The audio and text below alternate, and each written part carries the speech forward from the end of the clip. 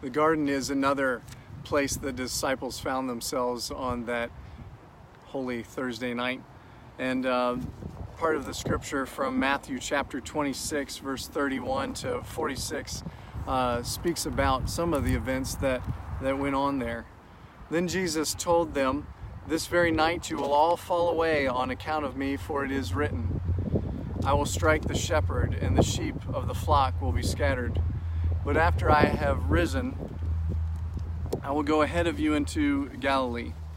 Peter replied that even if all fall away on account of you, I will never. "Truly I say to you," Jesus answered, "this very night before the rooster crows, you will disown me 3 times. But Peter declared, "Even if I have to die with you, I will never disown you." All the other disciples said the same. Then Jesus went with his disciples to a place called Gethsemane, and he said to them, "Sit here while I go over there to pray." He took Peter and the 2 sons of Zebedee along with him, and he began to be sorrowful and troubled. Then he said to them, "My soul is overwhelmed with sorrow to the point of death. Stay here with me. Keep watch." And going a little further, he fell with his face to the ground and prayed, "My Father, if it's possible, may this cup be taken from me, yet not as I will, but as you will." Then he returned to his disciples and found them sleeping.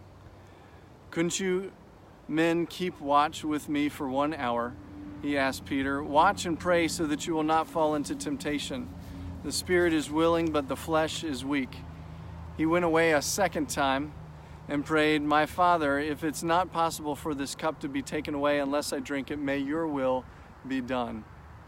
When he came back, he again found them sleeping because their eyes were heavy. So he left them and went away once more and prayed the 3rd time, saying the same thing. Then he returned to the disciples and said to them, "Are you still sleeping and resting? Look, the hour has come, and the Son of Man is delivered into the hands of sinful people. Rise, let us go. Here comes my betrayer." Friends, in this section of Scripture, we hear about, and later on, we hear about denial and about the disciples falling asleep on Jesus. And it reminds me that our allegiances must fall. Sometimes our allegiance is ultimately to ourselves rather than to Jesus. Me first seems to be the thing that's most important on our minds, and yet it's more than just survival. It's a way of life.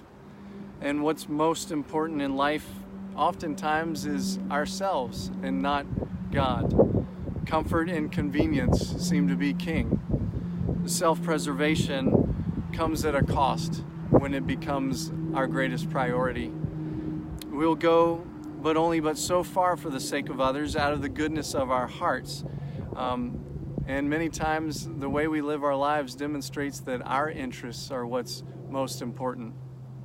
Jesus was essentially saying, this is the worst night of my life, and will you stay with me? And yet the disciples fell asleep not once, not twice, but 3 times. In some ways, Jesus doesn't ask much of us. He asks us to love God and love others, but how frustrated do we become when opportunities take us away from work or away from family, regularly scheduled activities, or when we finally get some downtime? Friends, the scripture is true. The spirit is willing, but the flesh is weak.